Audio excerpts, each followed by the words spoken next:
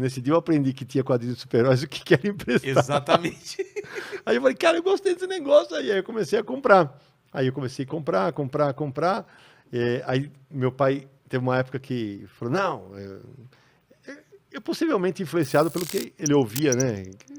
Para quem não sabe, os mais novos aí que estão vendo a gente, ouvindo a gente, os quadrinhos sofreram muito na mão da censura, né? Então, Né?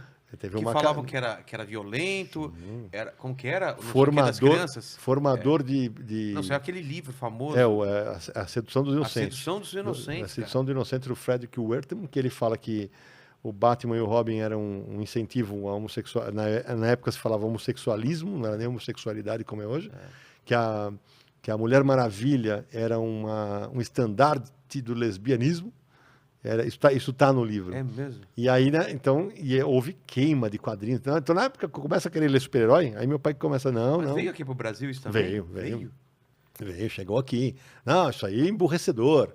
Esse é um negócio que emburrece, esse é um negócio que vai fazer mal para as crianças. Que quadrinho é coisa menor, né? É isso. Então é assim, não, isso aí vai fazer mal para.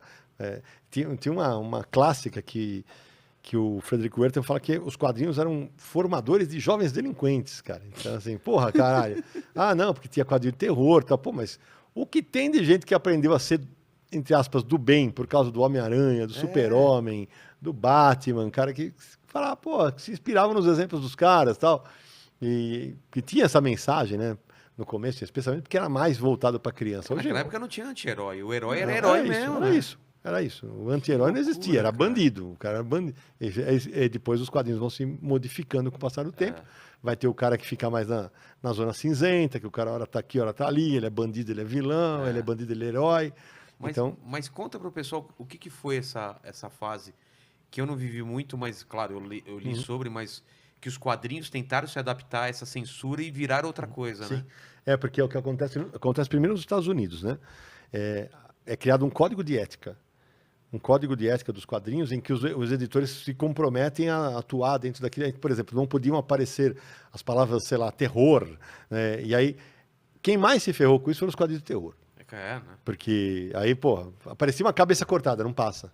E aí começa a sair um código na capa das revistas da Marvel da DC, Comics Code Authority. Que aquele era bom para criança. Exatamente. Tá. E os caras engabelavam, né? Engabelavam forte. E chegou a ter um código no Brasil. A gente tem um Confins do Universo, que é o segundo episódio que a gente gravou sobre censura nos quadrinhos. E eu chego a ler alguns artigos do código de ética. Era assustador, assim. Você, pensando no que acontece hoje, você fala assim, porra, cara, por exemplo, você não podia de maneira alguma ter um relacionamento homossexual num quadrinho. De maneira alguma. Nem sonho. Homem, mulher, de jeito nenhum. E nem também hétero transando. Tá? Não, imagina. Nem a pau. Não, era só um negócio... Peitinho de fora. Não existia ainda o conceito do quadrinho adulto, né? Tá. Aquilo era para criança. Quadrinho era para criança. Que mais, além era exatamente, era para criança. Porque assim, nos Estados Unidos chama comics, né? Então, e aliás, é uma coisa legal para quem, de repente, não é um habitual consumidor de quadrinhos. Nos Estados Unidos chama comics, na Itália chama fumetti, fumetti é fumacinha. Por causa do balão.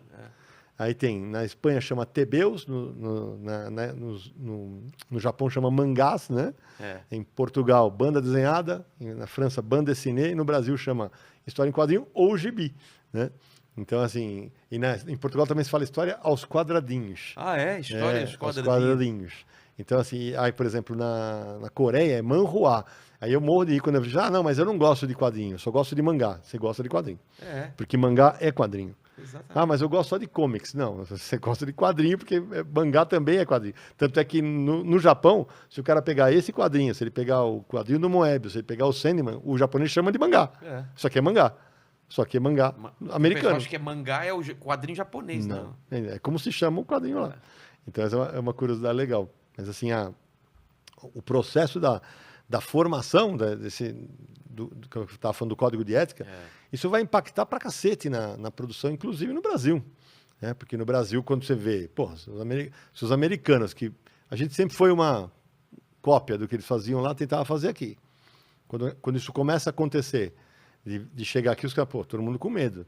E o Brasil teve uma grande tradição de quadrinhos de terror. Enorme. E aí, quando isso acontece, isso é, putz, os anos 60, que é quando o Maurício começa.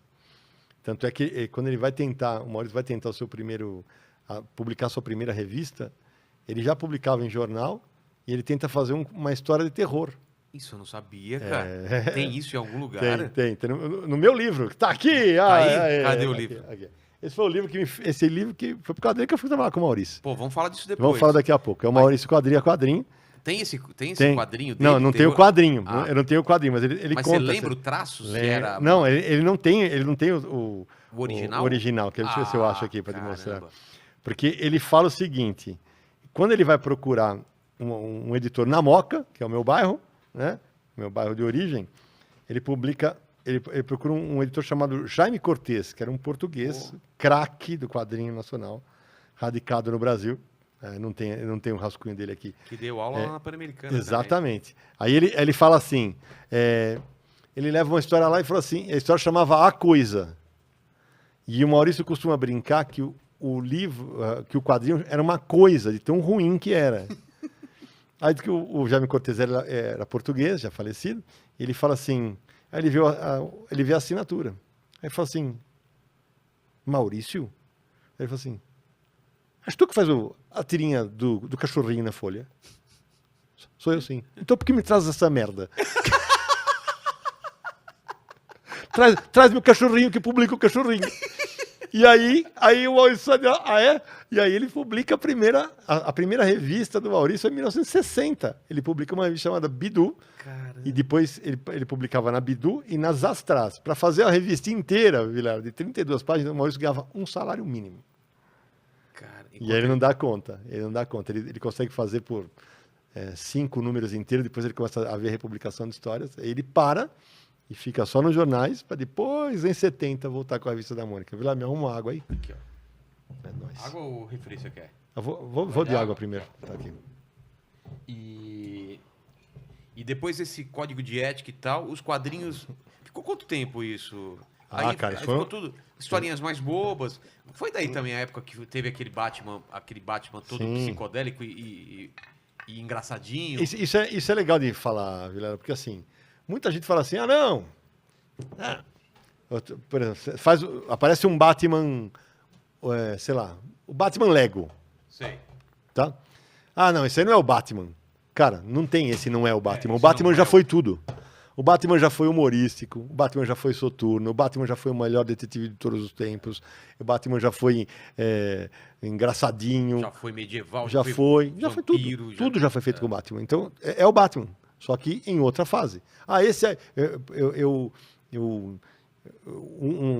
meus amigos do Pipoquinha que estiveram aqui recentemente, eu lembro que quando eles resenharam o filme do Coringa, o Bruno, o Zago, falou no vídeo assim, esse não é o Coringa. Eu falei, esse não é um Coringa, esse é um Coringa. Ele não é o Coringa que você mais gosta, mas ele já teve fases assim no quadrinho. Ele é um Coringa depressivo, pra cacete.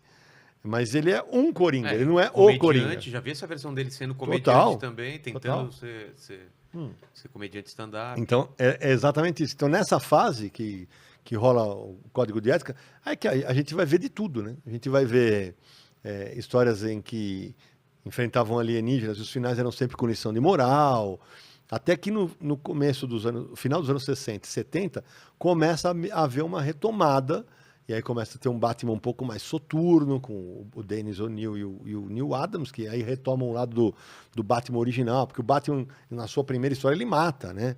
Então, assim, depois, não, agora o Batman não mata mais. Pô, mas o Batman já matou. Na primeira história dele, aquele é o Batman também. Então, assim, não, mas... não pode falar, o Batman não mata. Já matou. É isso, já matou, em algum momento matou. Então, assim, a mídia quadrinhos, ela está em transformação o tempo inteiro. O tempo inteiro você fica vendo os quadrinhos no movimento, porque, assim, durante os anos 30, 40, cara... Os quadrinhos eram o cinema das crianças. Era isso, cara. Tanto é que o Maurício começa a ler nessa fase. Ele lia os suplementos que saíam nos jornais e as crianças... E isso é muito louco. Olha que louco esse negócio do código de ética. Os jornais, como eram feitos para adultos, né? o que acontecia? O código de ética falou, não, em jornal pode ter quadrinho. Então, os quadrinhos, as tiras de quadrinhos que saíam em jornal, para eles nem passava. Nem passava? Não. Para ele, o problema estava nas revistinhas. Porque, a princípio, o jornal era para adulto. Era o adulto, então, se o pai comprou, ele garante que aquilo vai para a criança. Tá. Só que nas revistinhas, não. Ele é só que a criança ia lá com os seus centavos de dólar e comprava a revista. Então, era uma ótica... E isso se refletia na remuneração dos autores. Caras como o Jack Kirby, que é um dos criadores do universo Marvel, né? Ele e o Stan Lee. Ele busca trabalhar em jornal para ter reconhecimento. Porque, o cara criou, todos os filmes, a maioria dos personagens que a gente viu na tela aí, passou pela pena dele, ele que desenhava. E aí ele vai tentar trabalhar para jornal, porque lá no jornal ele ia ser reconhecido. Por exemplo, o Alex Raymond, que fazia o Flash Gordon, o cara era, além de ser galã, o cara andava de carro bacana, tal, porque era muito bem pago. Mas ele era bem pago pela tira ou pelo trabalho de publicidade? Pela tira. Pela tira? Pela tira. Pagava muito. Eu já vi fotos dele realmente, sabe, com carrões e mansão. Cara, Sim. você ganhava muito. Ganhava então. muito melhor.